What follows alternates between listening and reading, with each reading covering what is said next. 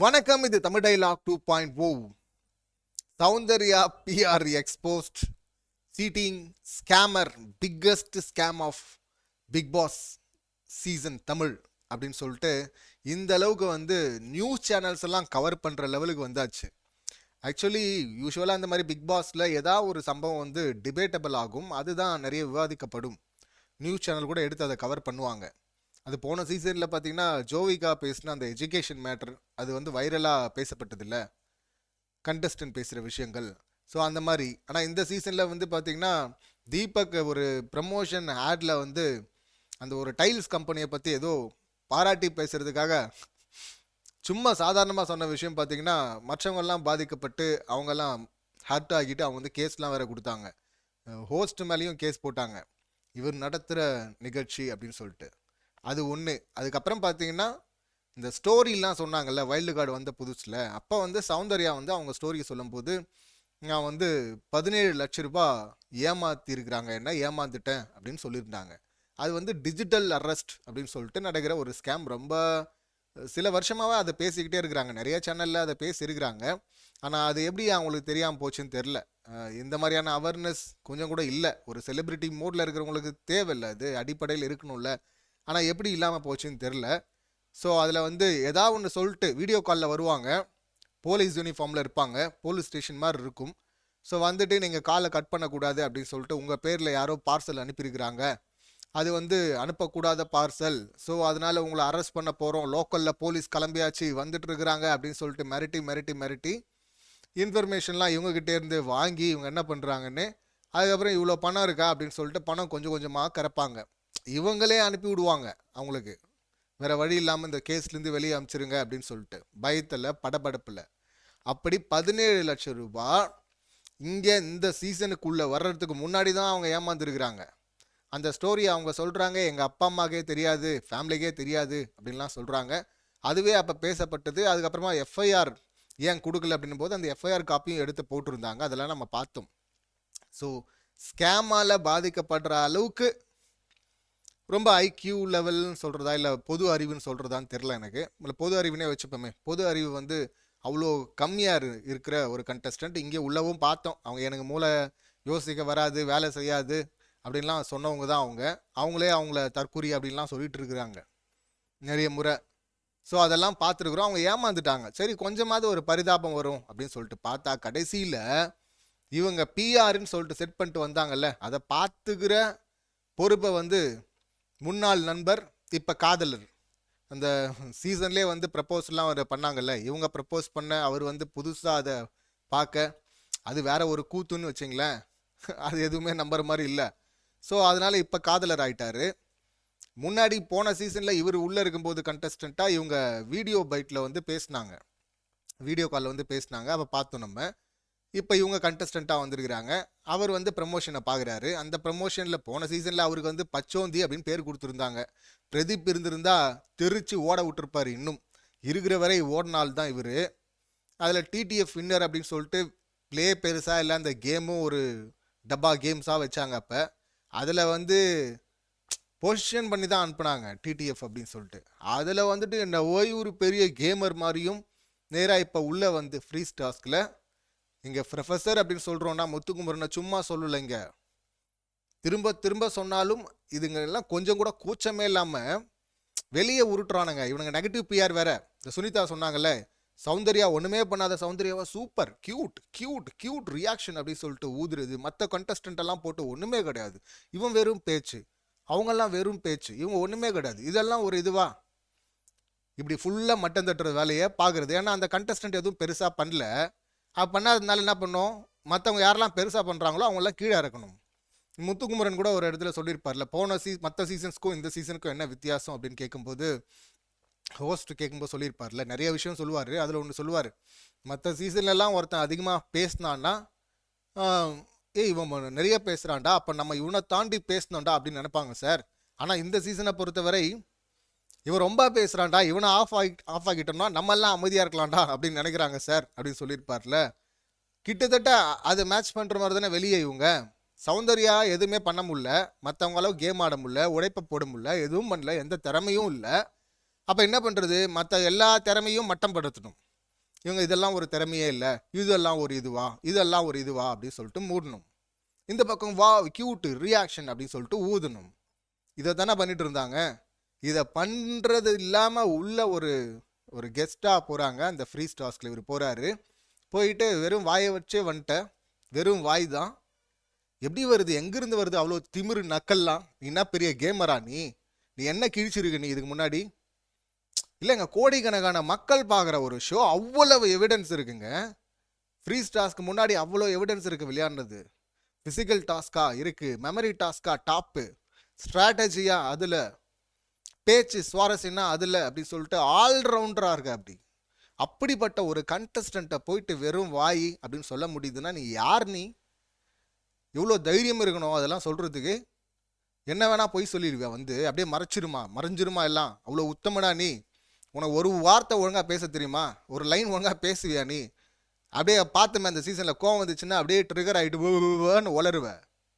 நீ உளர்ற ஆள் வெறும் வாய் தாங்கிற. அது கஷ்டப்பட்டு சின்ன வயசுலேருந்து போட்ட உழைப்பு இல்லை, அவ்வளோ உழைப்பால் வந்ததில்லை, அது முயற்சியால் வந்ததில்லை. அவ்வளவு திறமையை ஒருத்தன் வளர்த்துக்கிட்டு வந்து நிற்பான், அவனை வந்து ஒன்றுமே இல்லைன்றவாங்களா இவங்க, அதனால ஒன்றும் இல்லாமல் போயிடுவான் அவன். எவ்வளவு மோசமான வேலை அது. அந்த வேலையை பார்த்தார் இவர். நினச்சாவே செம்ம காண்டாகுது அப்படியே. ஏன்னா போன சீசனும் பார்த்தோம்ல, அந்த ஃபேக் அலிகேஷனில் ரெட் கார்டை தூக்குனாங்கல்ல, அந்த குழுவில் இவரும் ஒருத்தர். அதனால தான் இவரையும் முதலே தூக்கணும் அப்படின்னு நினச்சோம். அந்த ரெட் கார்டை தூக்கணும் ஒருத்தனும் வாங்கக்கூடாதுங்கிறதுக்காக தான் ஹெவியாக மக்கள் வந்து ஃபுல் ஆதரவை வந்து அர்ச்சனா கொடுத்தாங்க. இப்போ இந்த சீசனில் வந்து ஒத்துக்கிட்டார்ல, அப்போ வந்து நெகட்டிவ் ஆகிடுச்சு எனக்கு அப்படின்னு சொல்லிட்டு இப்போ ஒத்துக்கிறார்ல. வெளியே இன்டர்வியூவில் சொன்னது தானே, இங்கே வந்து நடிக்க கற்றுங்க, எனக்கு எதுவுமே தெரியாதுன்னு சொல்லுங்கள், அப்புறம் வந்து பிஆர் வச்சுருங்க, உங்களை உயர்த்தியும் மற்றவங்களை மட்டம் படுத்தியும் பேசுங்க, ஈஸியாக ஜெயிச்சிடலாம். அதை அப்படியே அமல்படுத்திருக்கிறார் தலைவர். ஆனால் மாட்டிக்கிட்டு சனம் இருக்கிறாங்கல்ல, அவங்க ரிவ்யூ பண்ணுறாங்க, எக்ஸ் கண்டஸ்டன்ட் வேறு அவங்க. ஸோ அவங்க எடுத்து இவர் பண்ண ஒரு தில்லாலங்கடியை எடுத்து வெளியே போட்டாங்க. ஜோவும் ஒரு பக்கம் போட்டிருந்தாருன்னு நினைக்கிறேன். அதில் சௌந்தர்யாவுடைய இன்ஸ்டா பேஜ் இருக்குல்ல, அதில் வந்து கால் அப்படிங்கிற இடத்துல ஆப்ஷனில் அந்த நம்பரில் சௌந்தர்யா நம்பருக்கு பதில் இந்த ஓட் நம்பரை போட்டு அங்கே ஒரு சீட்டிங். அதுக்கப்புறமா இவருடைய ஃபாலோவர்ஸ் இருக்கிறாங்கல்ல, அந்த ஃபாலோவர்ஸுக்கு பார்த்தீங்கன்னா கால் மீ நவ் அர்ஜென்ட் அப்படின்னு சொல்லிட்டு விஷ்ணு மெசேஜ் அனுப்புகிற மாதிரி அனுப்புறது. என்ன நம்பர்னா அந்த ஓட் நம்பரு. அது சீட்டிங்கில் ஃபாலோவர்ஸ் எல்லாம் என்னடா ஏதோ நம்ம செலிபிரிட்டியில் நம்ம ஃபாலோ பண்ணுற ஒருத்தர் கால் பண்ண சொல்கிறாரு, என்ன எதுன்னு தெரியலையே அப்படின்னு சொல்லிட்டு பதட்டப்பட்டு கால் பண்ண மாட்டான். நீ போடுற உன் ஃபாலோவர்ஸ்க்கு அனுப்பு, இந்த மாதிரி வந்து சௌந்தர்யா இருக்கிறாங்க, சௌந்தர்யாவுக்கு ஓட்டு போடுங்க அப்படின்னு சொல்லிட்டு அனுப்பு. அது நியாயம், கேளு. ஆனால் அதை விட்டுட்டு கால் மீ நவ் அர்ஜென்ட்டான். எவ்வளோ பெரிய சீட்டிங்கில். ஒருத்தன் திறமையால் மேலே வருவான், இந்த உலகம் கை கொடுத்துடுவோம் உடைப்பை போடுவோம் சொல்லிட்டு எந்நேரமும் ஃபோக்கஸாக உடைப்பை போடுவான். அவங்ககிட்ட இந்த அந்த பட்டத்தை கப்பை தட்டி பறிக்கிறதுக்கு இந்த மாதிரி சீட்டிங் பண்ணி குறுகோயில் வருவீங்க எடுத்துக்கிட்டு மேலே. அந்த வேலையை பார்த்தவர் தான் தலைவர். பார்த்து எக்ஸ்போஸ் ஆகிட்டார். இதில் இன்னொரு வாட்ஸ்அப் குரூப்லாம் க்ரியேட் பண்ணி அதில் வேறு இந்த மாதிரி விஷயம்லாம் பண்ணியிருக்கிறாங்க. அதில் ஒருத்தன், அதில் இந்த கேங் தான் சனம்கே அனுப்பியிருக்கிறாங்க. அவங்க தான் ஸ்க்ரீன்ஷாட்லாம் எடுத்து போட்டுடுறாங்களே. ஸோ எடுத்து போட ஜோ ஒரு பக்கம் பண்ண. டிவி சேனல்லாம் இப்போ வந்துச்சுயா. ஃபஸ்ட்டு ஸ்கேமால் பாதிக்கப்பட்டவங்க அப்படின்னு சொல்லிட்டு வந்தது, அந்த ரிப்போர்ட்டை வந்து பண்ணியிருந்தாங்க சேனல்ஸ், பாலிமர் சேனல், தந்தி சேனல், இந்த மாதிரிலாம். இப்போ பார்த்தீங்கன்னா சனம் இந்த மாதிரி எக்ஸ்போஸ் பண்ணாங்கல்ல, பிக் பாஸ் ஹிஸ்ட்ரியிலே பார்த்தீங்கன்னா மிகப்பெரிய ஸ்கேம் இது அப்படின்னு அதை எடுத்து கவர் பண்ணி வீடியோ போட்டுருக்குறாங்க. சேனல் வெறியும் எடுத்துகிட்டு வந்துட்டேன். ஸ்கேமால் பாதிக்கப்பட்டவங்க அப்படிங்கிற பேர் போயிட்டு இப்போ இவங்களே ஸ்கேமர் அப்படிங்கிற லெவலில் எடுத்துகிட்டு வந்து நிப்பாட்ட. எங்கே கொண்டு வந்து நிப்பாட்டிருக்க பார்த்தியா அப்படின்னு சொல்லிட்டு சௌந்தர்யா வெளியே வந்ததும் கேட்கணும். அதுக்கான சரியான சுச்சுவேஷன் இதுதானே. இப்படி யாராவது பண்ணுவாங்களா? யார் என்ன வேலையை செய்வாங்களோ அவ்வளோ அறிவு இருக்கான்னு செக் பண்ணிட்டு அந்த வேலையை அவங்ககிட்ட கொடுக்கணும், தகுதி இருக்கான்னு செக் பண்ணிவிட்டு. இந்த மாதிரி ஆள்கிட்ட கொடுத்தா இப்படி தானே. ஸ்கேமால் பாதிக்கப்பட்ட பொண்ணையே ஸ்கேமர் லெவலில் எடுத்துகிட்டு வந்து நிப்பாட்டி இருக்கே, உன்னெல்லாம் என்ன சொல்கிறது? ஐயோ, நினைக்கும் போது பாவமாக இருக்குது, பரிதாபமாக இருக்குது அப்படின்னு தான் சொல்லணும். இப்போ இந்த சுச்சுவேஷன் இருக்கிறதுனால தான் இப்போ வின்னராவது வந்து கிளியராக நமக்கு ஒரு பிக்சர் கிடச்சிருச்சு, ப்ரொஃபஸர் தான் அப்படின்னு. ரன்னர் யாருன்னு தெரில, கடைசி நிமிடம் என்ன ட்விஸ்ட் வைப்பாங்க தெரில. இவ்வளோ தூரம் ஒரு தகவலும் வராமல் குழப்பத்தில் இருக்கிறது காரணம் இதுதானே. இந்த வேலை பார்த்தது தானே. இதில் அவங்களே சொல்லிட்டாங்க, ஆமாம் பிஆர் இருந்துட்டு போட்டோமே பிஆர் அப்படின்னு சொல்லிட்டு அவங்க. அதுக்கப்புறம் இன்னொரு இடத்துல தமிழ் பேச்சு மட்டும் நல்லா வந்துச்சுன்னா, தமிழில் பேச தெரிஞ்சிச்சுன்னா லைஃப்பில் ஜெயிச்சிடலாம் போல இருக்கே அப்படின்னு சொல்லிட்டு அவங்க சௌந்தர்யா.